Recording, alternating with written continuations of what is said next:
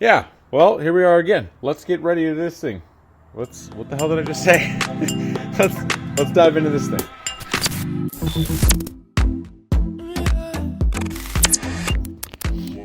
Okay, I came over here in a good mood. Well, I started the truck up in a good mood, and then my truck turbo took a shit for the second time. So now I'm fucking annoyed. But I came in ready to record and do some stuff and basically get like going back again on the IS300 build. So fuck the truck. Piece of shit. Whatever. Let's get into it. Let's Jesus, expensive ass camera to set it on a fucking motor. All right, here we go. So you guys know the motor's in. Motor's been in for a couple of weeks while I've been cutting some hair. So the only thing left to do now, besides throwing the harness through the chassis, is to wire it up, and then I have to finish the fuel stuff. So I'm going to take you guys real quick through the fuel pump hanger stuff in an IS300. When you like use a heavier, I'm using an Aeromotive 320, Aeromotive 340 or something like that. So a pump that pushes more volume. So let's go shoot over to that. So here is the fuel pump hanger, which will be out of every IS300. Pretty much they're all the same. So you'll have your bottom carriage. You'll have the piece that goes to the bottom of the pump. I fucking don't know what this thing came off of, but basically I took the other fuel pump housing, or this fuel pump housing apart, pulled the stock fuel pump out of there, and now we have a modified fuel pump hanger. So this basically is all you need to do when you're running a high pressure pump with a 1JZ or a GTE motor in the car, because you need a return line.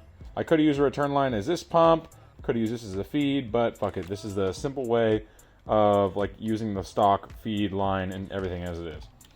So what you do is this white piece comes off. This whole entire thing separates, right? So when that separates, you're able to then like drill a hole in the top of the hanger.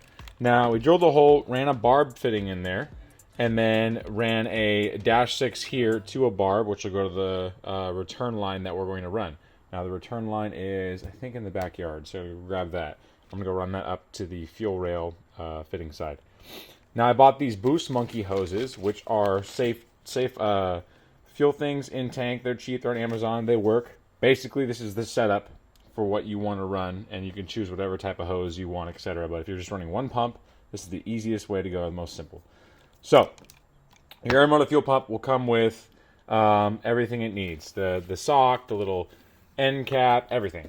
So you pull off the old fuel pump housing, this white one here, pull the old fuel pump out of there, put this guy back up in there, and there's going to be an O-ring that goes from the top of this fuel pump right there in the top. Pull that O-ring, lube it up a little bit with some grease, put this thing back in there, get it fitted nicely, it's in there.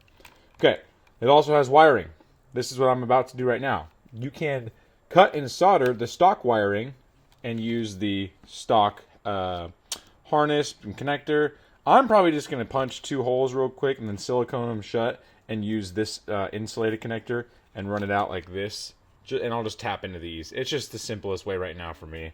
I may even just do those and then have the connector on the outside. I haven't really decided just yet, but I'm going to use this wiring. I like these connections and this wiring here besides the stock wiring on the body. Now, when it comes to the siphon, so your return line is what's going to come back in the tank, right? And it'll flow back in here. You need to run it like this on the small, skinny side. This dumps fluid into the tank. This connects the other side of the tank, so the passenger side. So while this fuel is pulling in here and returning, it'll pull out of this, but also pulls fuel from the other side of the tank out of here, which then hits the fuel filter the fuel pump on the bottom of the sock, and then feeds into the fucking feed right there. Boom. Now what you have to do is cap off the regulator.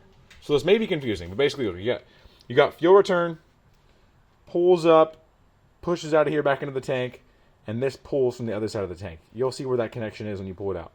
It basically goes, and this pulls, shoots out. Now, the feed, which is this thing right here, comes all the way down onto this regulator originally where the regulator hooked up to the other siphon. This. You don't need this anymore. Pretty much what you're going to do is, and I haven't done it yet, I just gotta go grab a cap. You're gonna cap this off. Because this feed right here, which is what it gets fed from the fuel pump feeds inside there internally, and then it loops around. And it loops into feeding the car, like right there. So what you'll do is you'll cap this off. This will basically choke up, and then instead of it coming out of the siphon and stuff like that and being regulated this way, it'll just come in here and loop and then go out to the feed. So you have a feed and you have a return. It's very simple. It's very easy. If that's confusing, I'm sorry, but I'm not going to pull it all apart right this second because I'm trying to mock up the wiring. My hanger, as far as for the... I don't know if this is going to work if I decide to like wire it up. Probably not. We'll see what the fuck happens. I haven't really decided if I want to fucking run it on resistance or not. I don't know. We'll see. But yeah, that's pretty much that. So I'm going to go run the fuel return now to the back of the car from the fuel rail, because there's already a regulator on this rail, and then that is good to go all the way back. 2 hours later. So you guys know how I roll, and it's always make it fit or make it work. And I want to buy a fuel cap because I don't know how long it's going to take to get here, let alone which one to get. So fuck it. I put the regulator on a vise, and then I went and crimped the living shit out of it. So it's that's pretty much blocked off. That's fine. Now with the fuel pump wiring, I want to run the stock connector. I thought about it, and I think it's going to be smart to use the stock connector because the wiring and the signal for this to give me my fuel level goes through the stock harness, and that's still in the car, so I can tap that and put that on the dash. So I definitely want to use the stock wiring. Now, when you're running power and ground, you got power, power, black, black, ground, ground, and you're going to go ground on this connection there. So ground is this guy, power is this guy.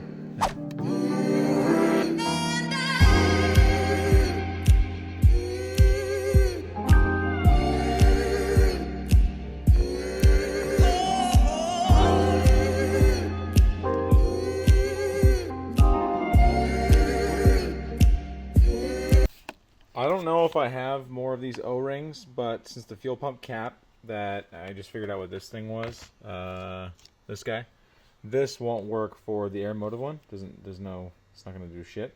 So I'm just going to put a couple more of these O-rings on there. It'll also hold the pump in place better too, so hopefully that works out. These usually work out for a lot of shit, except for anything power steering or other fluids that are going to eat up your stuff, but I don't know if I have the right size. I'm thinking it's probably stuff like that, but... Alright, turns out I did, so that's good. I'm going to put the fuel sock on in just a minute and the cap right after I have the fuel line ran from the front of the car to the back of the car, because I don't want to, like, put this into the elements of the air and get dust and barber hair all over it and shit. Okay, so another idiot move today because my day is just not the best. I didn't bring more than one battery for the camera, so I'm going to try and get through this as quickly as I can so you guys can actually get some solid info from this. So this is going to be swapping the fuel system, or how to build an a 1JZ IS300, but the fuel system. So I have AC Delco hose. It is 5/16, and I have 25 feet of it. This is what I'm using for my return lines. It's fine for 91 or any pump gas, not ethanol safe. Nah, I don't think it's leaded safe either. Maybe it is, but definitely not ethanol. So this fucking spool is the fastest way to go. Now I probably only need about not even 14, probably like 12 feet, but it's just cheaper to buy it this way and know that you have more, so I can do this twice if I need to. And what I'm going to do is I'm going to feed it from the bottom side of the car, and then I'm going to cut off enough, or not cut off enough, hold it up here, and then that'll be my return out of this way, and then I'll run the spool down to the front of the car, and then I'll cut off probably a foot further just so I can like tighten everything up under the car on the frame rail. So that works for the fuel return run. So I'm going to go do that real fast and then see. I probably have to drain this fucking gas tank too. I haven't even used this car in over a year, so who knows how good or bad it is.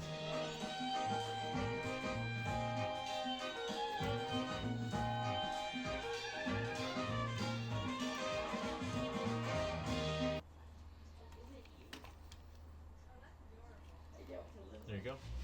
5? Well, not really, just a little bit. Going in. This is very simple. You guys, if I can do it, and you guys know my mechanical fucking extension, or whatever I'm trying to say, whatever. This is going to go in. So that part right there, the thicker siphon section, which pulls from the other gas tank on that side, gets connected right to that bitch right in there, in tank. And then this is my feed, and that's now my return. So let's do it.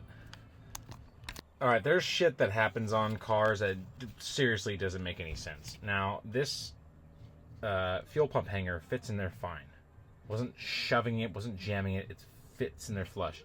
This is the top that you use to bolt it down. The only bolts that line up, bro, are that one, and fucking that one under there. You tell me where I'm supposed to fucking bolt that one up to, and how is that one off center? It doesn't make any sense. These are the fucking positions that it can be in. It can't be fucking flipped upside down. It doesn't make any sense. Dumbest shit I've ever seen in my life. Absolutely dumbest shit. I don't know. I don't really care. That is fucking sealed on there. Shit's not moving. That's the dumbest shit I've ever seen, though. Literally dumbest shit I've ever seen. So now the electrical connection goes through it. And I have positive, negative marked. So, yeah. Note to future self, Nico, if you and Peruse are trying to wire up the fuel on the dash and you forget, I'm telling you right now, blue is positive, white is the negative side. So, you're good to go. Alright, fuel is done. Let's get the fuck out of this thing. Oh shit, what is that for? Fuck, I think that holds on the, God damn it, I think that holds on the feed.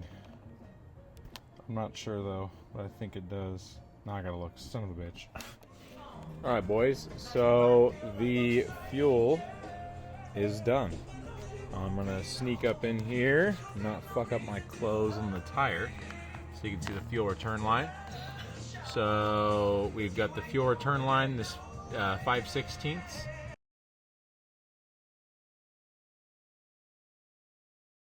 Okay, welcome to day 2 because I brought one battery with me and I'm an idiot, and now we're good to go and I have everything with me now. I'm more prepared. So I ordered the part that I needed for the rest of the clutch line after I finished the fuel line stuff from Amazon. And they're fast as hell. They like the part's already there. It says it's gonna get here like later on this week. It was there this morning, this Monday, so day later. So I'm gonna go back to the house right now and go finish working on the car. I'm gonna use my tripod finally, so I got some more content as I'm working on the car. But I've just reminded myself as I was like pulling out of the garage. I know you guys have seen some of the posts on my Instagram, and if you haven't, then follow me on Instagram. It's @NickD. So I've been ripping around these Groms everywhere lately. They are so damn fun. I don't know why. Dude, I used to race dirt bikes back in the day, but I never really like wanted to get into a big bike. And it's mostly because the big bikes that I was riding were my dad's like R1s, and then I think I rode a couple of my buddies. CBRs, something like that. I don't know. But like I guess the most recent memory I have is my dad's R1 and like ripping that up for a summer. Now, me on like race bikes, a blast, like dirt stuff all day long. I loved it. Had a lot of fun. I was never really that good, but I was always like fully pinned.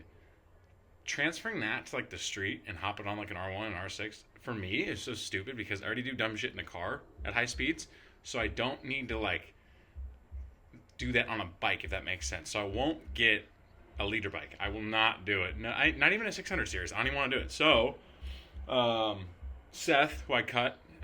Again, you probably, if you follow my Instagram, you see all the haircuts I put out. Seth and Tim, they got me interested in Groms, and I started picking them up. So I've already flipped 2. Flip King, you already know it. The first one I bought was this red one. It was a 2020.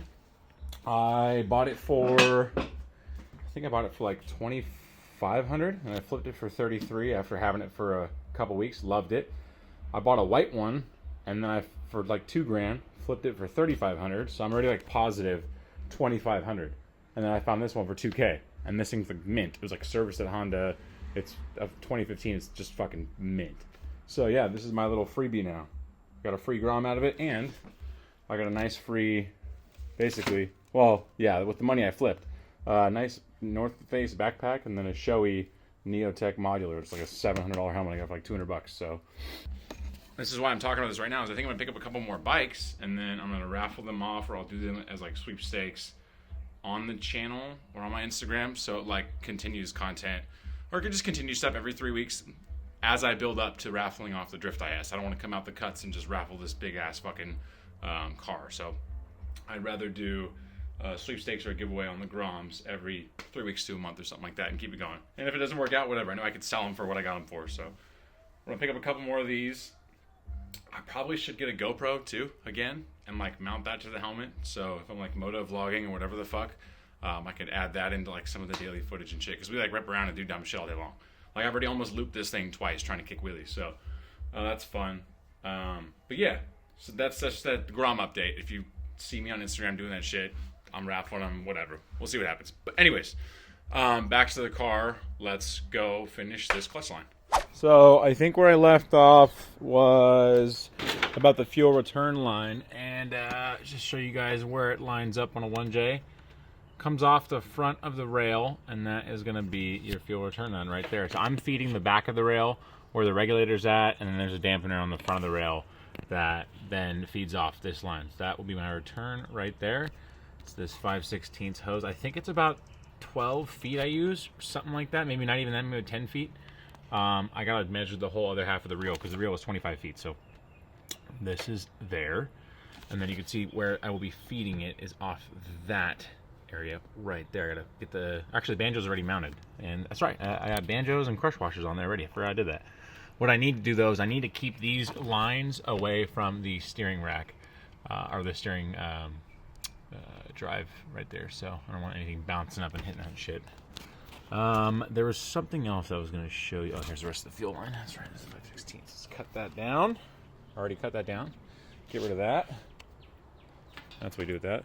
I guess I have to make a bracket for the... That's right, I do. I have to make a bracket for the throttle cable now. Great, I didn't even think about that. It's going to have to mount something right there. That's just fucking lovely. I would use some pieces of metal or whatever the fuck to figure it out. Okay, so I'm going to jack the car up and then get back under there and show you guys what I'm doing with the clutch master cylinder. So I did not order the correct, well, Scott ordered it for me, but whatever, like not that big a deal. I'll just deal with it. After I finish the fuel line stuff, I wanted to finish doing the clutch master cylinder and then put the slave on and get it done. Well, the never mind this. This is out of the way. The line that he ordered with it is too short, so I'll show you what they give you. Well, I guess I'll measure it. I'll tell you what not to order and tell you what you should be ordering because it's too short by like 6 to 8 inches. So here is the clutch line from Excessive. It's this one, and then it comes with a banjo bolt and a fitting, and you can run this off of the slave cylinder to come off. Like so, if it's bolted onto the trans this way, you can run this way, and then have it come down. Then you need a 90 coming out because bending that down below the car is gonna be a pain in the ass. So what did I have laying around, which has worked out, is I had this old oil feed line for my turbo. Long time ago I used it, like 3 or 4 years ago, and this is just sitting here. I was like, oh fuck, that's probably an AN line, which is what this is. It's dash 4, and it fucking fit perfectly. So now I will run this off that, and then I needed a union from this section to go from AN 4 to dash 4 as well, and then this could go up to the top of the clutch master. So whatever this length is, let's measure it out real fast, and I'll show you that this does not work. Alright, so bear with me. I just got my new tripod set up, and I don't fuck with tripods at all, so it's probably going to slow me down. So if I'm slow, whatever. But yeah, you do not want this... First of all, you don't want to do this setup at all. You don't want to have another union there. I probably could have ordered a longer clutch line. It's a budget build, not really trying to blow another $80 on a fucking clutch line. I'm just trying to make it work as it is. So I bought a $4 fitting from Vibrant, and Amazon got it here today, which I'll grab that in a second. But what you don't want to do is buy this length of clutch line. So this is a 36 inch, a 3-foot line. I'm going to say you need minimum 4 feet. You can probably get away with another 6 inches and call it 42. I just would rather have more flexibility in it instead of it being so tight and tied up, because you're going to need a 90 coming off of the the slave anyway. So if this thing bolts here, right? Which is this is gonna be the setup in the car, how it's gonna look. So if that bolts like that, this is gonna, because this is already pressed and fit, I'm gonna have to bend it a little bit. This is gonna bind. I already know it is. So when this binds up a little bit, as I get this rotated, then I can run this off it straight. So I'm already working with too much length as is. This is probably another 1.5 feet, 16 inches. Yeah, I would run a 4-foot clutch line. So when you order from Excessive for the IS300, 4-foot clutch line. Okay, do that, not a 3-foot. And that's that. I'm gonna go assemble it right now.